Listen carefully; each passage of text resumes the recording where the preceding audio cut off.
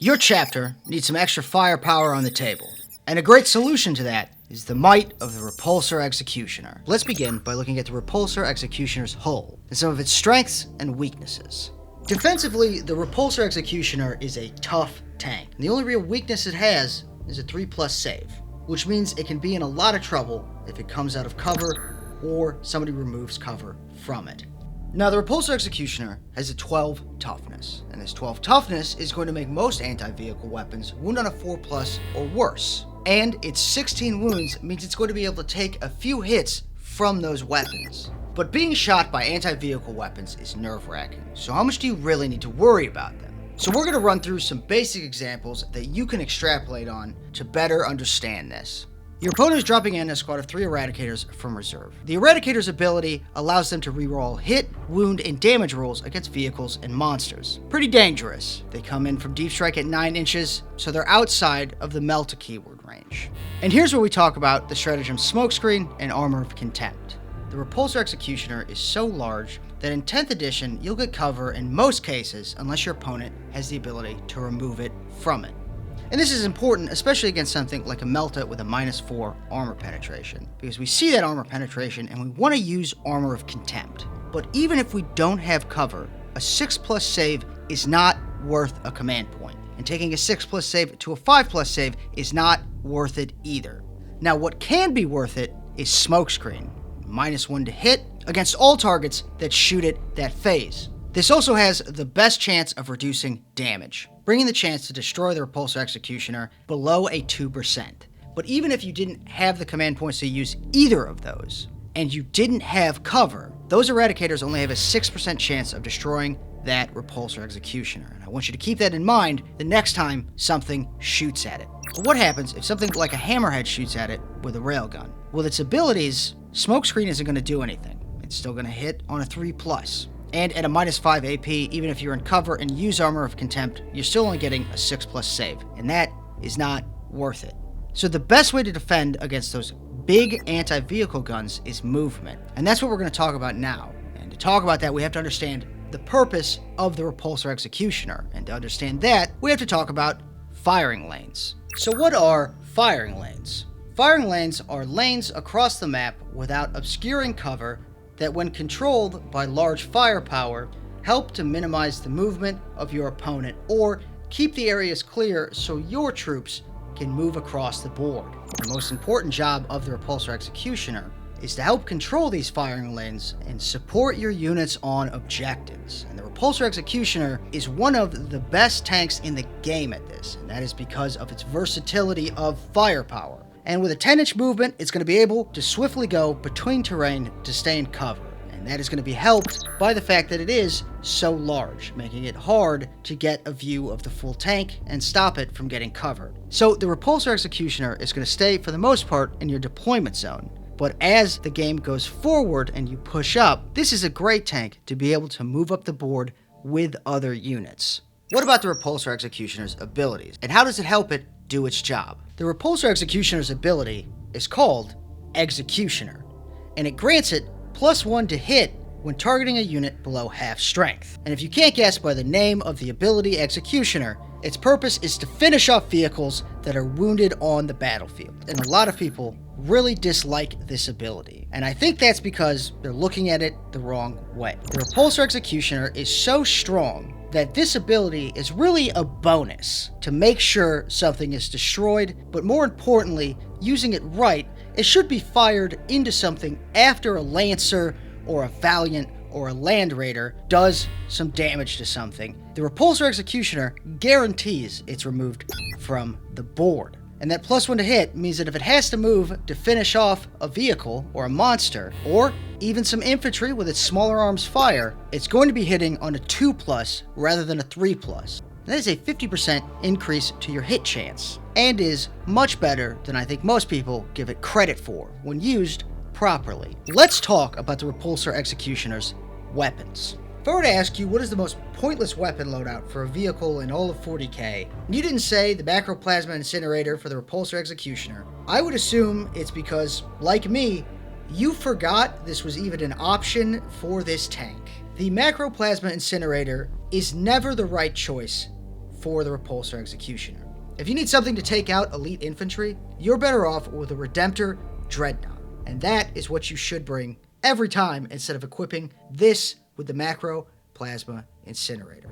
That's all I'm going to say about this, and we're moving on to the Heavy Laser Destroyer. At a range of 72 inches, 2 attacks, a strength of 16, an AP of -4, and a damage of D6 +4 with a heavy keyword, outside of Legends units, the Heavy Laser Destroyer is the strongest ranged weapon the Space Marines can field. The Heavy Laser Destroyer having 2 shots is huge, because it means with a D6 +4 damage, it can take down almost any vehicle. And one of the reasons for that is in the first 3 turns, this is almost always going to be shooting into your Oath target. And if this doesn't move, or you have a Tech Marine with it, you're going to be hitting on 2s and re-rolling and wounding on 2s. And at -4 AP, there's a good chance they're going to fail it. And if they haven't been watching this video and they don't have an invul save, there's a good chance they might try to use Armor of Contempt or something else to subtract from the armor penetration. The Heavy Laser Destroyer works best when it is shooting at something that does not have an invulnerable save. And if you are firing to something with an invulnerable save, it's best to target things with a 5+, meaning that this tank can have trouble against Necrons and Custodes. Let's take a look at the Repulsor Executioner's other weapons, which it has an abundance of. And these weapons are really great at taking out Toughness 4 enemies and Toughness 3 enemies. The Heavy Onslaught Gatling Cannon has 12 shots and also has devastating wounds. The Icarus Rocket Pod has anti-fly, which is great for shooting anything with a jump pack or a couple extra wounds on a vehicle with a fly keyword. You've got the Twin Heavy Bolter, which with Twin Linked provides some pretty good damage. And the Twin Icarus Iron Hail Heavy Stubber with anti-fly, 4, rapid fire 3, and twin linked. Great for jump pack units and just regular infantry. And the last 2 we have are the Iron Hail Heavy Stubber and the Repulsor Executioner's Defensive Array. And with these weapons combined, it will do serious damage to anything with a 5+ save or worse, and can take some decent wounds off things that are 4 toughness. We've covered the varied and excellent shooting power of the Repulsor Executioner, but what can we do to bring it to the next step? And we're going to look at some units, and those units are the Storm Speeders. And they can be used, in my opinion, one of 2 ways. They can be used together with a strong spearhead attack, or a fast-moving flank with a strong, hard-to-move center. When combined with the Hammer Strike, which removes the benefits of cover, it provides additional attacks to vehicles and also removes the cover from whatever it's going to attack, having a benefit to both the Heavy Laser Destroyer and its large arsenal of smaller fire. Now, the Hail Strike is probably the most esoteric of the 3, and it can be a great addition to the small arms fire of the Repulsor Executioner, but I think this is the weakest choice, because it adds an additional armor penetration to anything that is not a monster or vehicle, which is great for the small arms fire. Now, the Thunderstrike has been the most popular option for much of 10th. It adds +1 to wound to any vehicles or monsters that it hits, and the effectiveness of this is pretty obvious right away. It can essentially create another Oath of Moment target for your army, and it can increase the effectiveness of those small arms fire if you do have to shoot them into something that isn't infantry. So when deploying these with the Repulsor Executioner, I like to put these in Deep Strike. And the reason for that is because these are relatively easy to remove from the board, and there is a ticking clock on how much time they're going to get.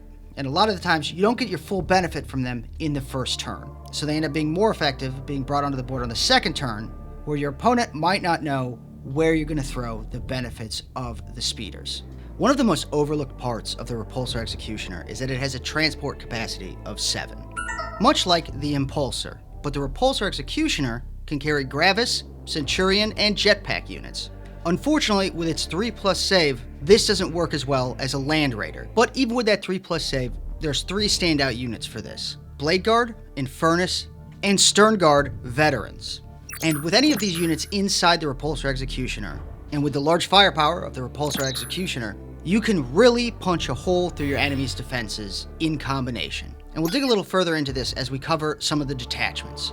Now, the Repulsor Executioner works great in every detachment the Space Marines have, but I want to take a moment to talk about a few standout detachments. Anvil Siege Force. With the Repulsor Executioner's main job being to guard firing lanes, that is brought to a whole nother level in Anvil Siege Force. When it stays stationary, it gets +1 to wound. which means it's going to be wounding any other vehicle it shoots at on a 2, and providing you with the stratagem Rigid Discipline, for 1 command point, allowing you to fall back at the end of the command phase, as long as that fallback move ends in your deployment zone or on an objective.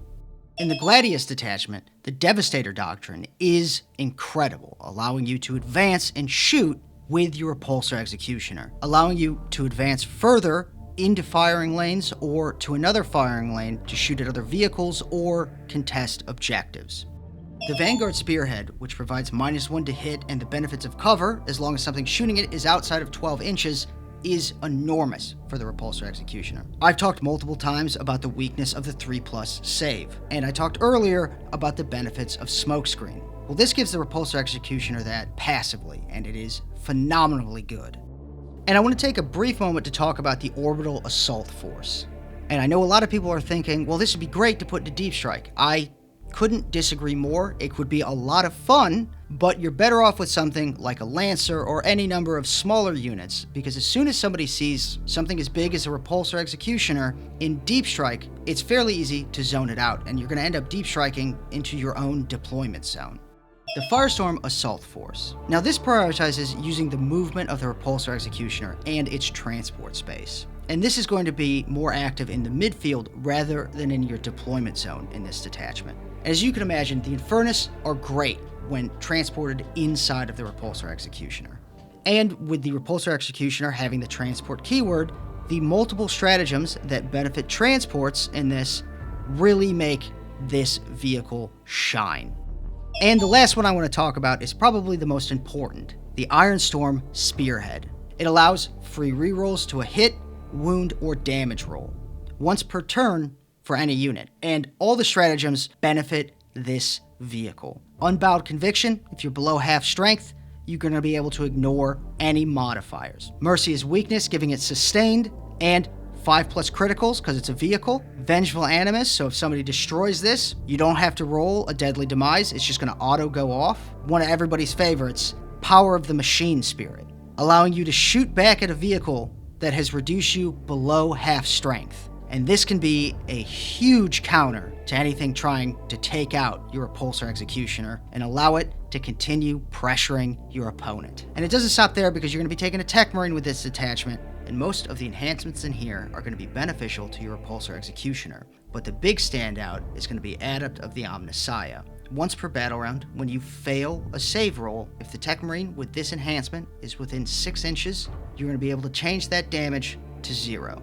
Any of the detachments that I mentioned with a specific chapter build are even better with the Repulsor Executioner. I hope this video helps you run your Repulsor Executioner as best as you possibly can. Let me know in the comments if you have any more questions about the Repulsor Executioner or any other units you want to see me cover. I look forward to making more, and I love making these videos.